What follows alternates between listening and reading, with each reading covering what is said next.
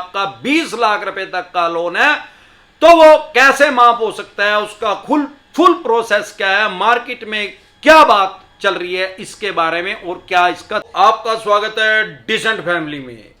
साथियों, आज हम बात करेंगे कि 20 लाख रुपए तक का लोन अगर आपका है, किसी भी तरह का unsecure loan, personal loan, business loan, credit card का लोन, एजुकेशन लोन, मकान, दुकान, जमीन जायदाद का, ट्रक, बस, कारखाने का, किसी भी चीज का अगर आपका लोन है तो वो 20 लाख रुपए तक का लोन माफ होने का क्या प्रावधान है। साथियों, इसके बारे में बात करने से पहले हम बेस से बात करेंगे ताकि बैंकिंग आपको समझ में आ जाए और आपको तरीका पता लग जाए कि क्या फंडा क्या है।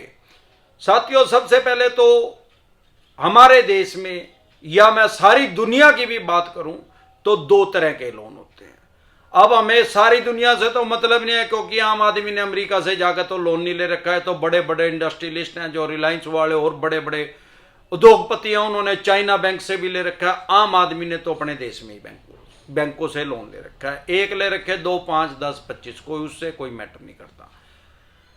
दो तरह के लोन होते हैं हमारे देश में, अनसिक्योर लोन और सिक्योर लोन। फिर उसी के अलग अलग सेगमेंट है। अनसिक्योर लोन में क्या क्या आता है? सबसे पहले तो credit card, business loan, personal loan, अगर आपने कोई प्रॉपर्टी एसेट नहीं रखा तो एजुकेशन लोन भी, ये सारे अनसिक्योर लोन हो गए। अनसिक्योर लोन का मतलब जिसमें हमने कोई अपनी प्रॉपर्टी एसेट या कोई कीमती सामान बैंक या एनबीएफसी कंपनी के पास नहीं रखा जो उसके एक्शन करके, बोली करके, सेल करके वो अपना पैसा ले सके। अब आ गया सिक्योर लोन। सिक्योर लोन में क्या क्या आता है? सिक्योर लोन में मकान, दुकान, जमीन जायदाद, फैक्ट्री, कारखाना, plot, flat, scooter, motorcycle, car, jeep, truck, बस। भाई जो मकान, दुकान, जमीन जायदाद है इसका तो आप क्या करेंगे, बैंक के पास रख दिया, उनसे पैसे ले लिए, पैसे लेके वो खरीद लिया, वो रजिस्ट्री बैंक के पास रखी गई। स्कूटर, मोटरसाइकिल, कार, जीप तो बैंक के पास नहीं रखी जा रही, लेकिन उसमें भी एचपीए चढ़ जाती है। मतलब जो सामान्य बोलचाल की भाषा में बात करें तो जो मालिकाना हक है वो बैंक के एनबीएफसी कंपनी के पास चला जाता है। अगर आपने कोई भी scooter, motorcycle, car, jeep, truck, बस, ट्रैक्टर या कोई भी चीज, कोई भी वाहन, 2 पहिया, 4 पहिया, चाहे 16 पहिया हो, अगर आपने किसी भी बैंक या एनबीएफसी कंपनी से लोन करवाया है तो वो राइट्स, वो अधिकार आपने उसको दे दिए बेचने खरीदने के। आपके पास उसको चलाने के अधिकार है, उसको यूज करने के अधिकार है। जब आप बैंक या एनबीएफसी कंपनी का सारा पैसा दे देंगे तो वो आपको एक एनओसी देगा, नो ऑब्जेक्शन सर्टिफिकेट। उसको लेके आप आरटीओ ऑफिस में जमा करवा देंगे, वो एचपी हटा देंगे, नई आरसी बन के आपके घर आ जाएगी। उस बैंक और एनबीएफसी कंपनी का नाम उसमें से हट जाएगा। इस तरह से हमारे देश में बैंकिंग हो रही है। अब आती है सर 25 का नोटिस आ रहा है, सर 138 का नोटिस आ रहा है। भाई साहब, 138 का नोटिस तो चेक बाउंस का है और 25 का जो नोटिस है वो है ईसीएस बाउंस का। ईसीएस बाउंस का जो केस है वो लगभग चेक बाउंस से मिलता जुलता है, लेकिन मेरे देखने में यही आया है कि चेक बाउंस को तो ये अदर स्टेट में भी करवा देते हैं। आप इस गफलत की स्थिति में ना रहें कि आपने लोन ले रखा है तो जब भी आप कानून की अवमानना करेंगे तो आपका कम से कम 14 दिन की जेल का प्रावधान है और बिल्कुल ही कानून को तोड़ेंगे तो 7 साल की सजा भी आपकी हो सकती है। लेकिन हर बार मैं कहता हूं, अगर आपके पास पैसे हैं तो बैंक या एनबीएफसी कंपनी के पैसे दे दें, नहीं तो फ्यूचर में आपकी फाइनेंशियल डेथ करेंगे। इनके पास एक ब्रह्मास्त्र है, उसको तो चलावेंगे। वो क्या है, वो सिविल स्कोर है यार, उसको सिविल को खराब कर देंगे बस। फ्यूचर में कोई बैंक एनबीएफसी कंपनी आपको लोन नहीं देगा, यहां तक कि आपके बच्चों को भी लोन मिलना मुश्किल हो जाएगा, क्योंकि आजकल पेरेंट्स का भी सिविल चेक करने लग गए हैं बहुत से बैंक और एनबीएफसी कंपनी वाले। अब बात आ गई, अगर पैसे है ही नहीं भाई साहब, फिर आपका शनि भी कुछ नहीं बिगाड़ सकता, यह सौदा ही कुछ नहीं है। क्या करेंगे भाई? यार पैसे ले लिए, कोई इन्होंने एहसान कर दिया क्या? पैसे दे दिए आपको उधारे, वो जो बाहर भिखारी बैठे हैं उनको दे देना, आपको क्यों दिए? सारे बैंक और एनबीएफसी कंपनी के बाहर जो भिखारी बैठे हैं उनको तो कोई बैंक एनबीएफसी कंपनी 20 रुपए नहीं दे रही। उनको तो 10 से ज्यादा नहीं दे रहे यार, पता नहीं 10 भी दे रहे कि नहीं। इसके अलावा हमने एक सर्विस और स्टार्ट की है जो कि पेड सर्विस है। आपके स्क्रीन पे उसका नंबर आ रहा है, उसमें आप मैसेज करके हमारे साथ टेलीफोनिकली जुड़ सकते हैं। वो व्हाट्सएप नंबर है जो कि आपकी स्क्रीन के ऊपर आया। आपको 10,000 रुपए दे दिए, आपको 10 लाख रुपए दे दिए, आपको 50 लाख रुपए दे दिए, किस लिए दिए भाई? अरे अगर आपको 20 लाख रुपए दिए या 5 लाख रुपए दिए, आपकी औकात देखी है उसने, बैंक ने ITR देखी, बैंक स्टेटमेंट देखी, फील्ड इन्वेस्टिगेशन हुई, मोहल्ले पड़ोस में पूछा भाई ये बंदा यहाँ रहा है कि नहीं रहा है, आपकी सैलरी थे तो आपकी सैलरी स्लिप देखी। हर तरीके से बैंक ने आपको तोला है, चाहे बैंक हो चाहे NBFC कंपनी हो। जब उसने तोल मोल के आपको ठीक लगा तो आपको लोन दे दिया। अब लोगों के बिजनेस व्यापार काम धंधे यार कम हो गए कोरोना की वजह से, दूसरी लहर आने की वजह से लोगों से पैसा नहीं दिया जा रहा, तो क्या कर सकते हैं? जेन्युइन प्रॉब्लम है भाई। 2 लोन डिफॉल्ट हो गए, 5 हो गए, चाहे 25 हो गए, ये क्राइम की श्रेणी में नहीं है। आपको क्रिमिनल बना कौन रहा है? ये चवन्नी छाप बना रहे हैं और कोई नहीं बना रहा। आपने लोन डिफॉल्ट हो गया, कोई चोरी करके ले आए थे बैंक की, अरे भाई पैसे नहीं दिए जा रहे, मान लो 50 लाख रुपए देने थे या 50,000 रुपए देने थे, कोई बैंक पड़ा था कि रात ने डाका मारा था उसमें, अब ठगी करी थी, खुद से थे उस पर है भाई, बैंक ने प्यार से दिए थे, आपने प्यार से ले लिए थे, तो भाई जी होंगे प्यार से तेरे वापसी दे देंगे भाई। ये चवन्नी छाप आपको क्रिमिनल बनाने पे तुले हुए हैं। 420 लग जगी, 422 लग जगी, 406 लग जगी ना। बेरी की दुकान का था बेरा नहीं, इन्हें पूछिए 422 किसने कहा? और 422 उसको कहते हैं छिपना।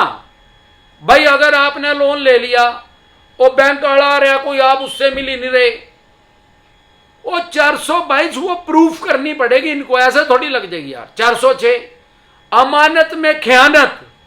भाई किसी आदमी ने आपको कोई कीमती चीज दे दी अपनी, आपने उसको बेची दिया या आपने उसको छुपो दिया, अब आप उसको दे नहीं रहे, तो 406 लग सकती है। लेकिन लोन लेने में कैसे 406 लग जाएगी? आपने क्या अमानत में खयानत कर दी बैंक की? अरे पैसे लेकर कान को दिए भाई, कान को दिए, वो तो खर्च हो गया। अगले घर परिवार में बालक बच्चे वाले तो बाबो तो लोन देंगे, हरिद्वार में जो बाबे बैठे उनको लोन दे के आ रहे हैं घर परिवार वाले आदमी। ये तो मैं करूं अनमैरिड को भी नहीं लोन दे रहे। कोई अनमैरिड 35 साल का चले जाओ लोन ही नहीं देंगे उसको, कोई 45 साल का लोन ही नहीं देंगे उसको।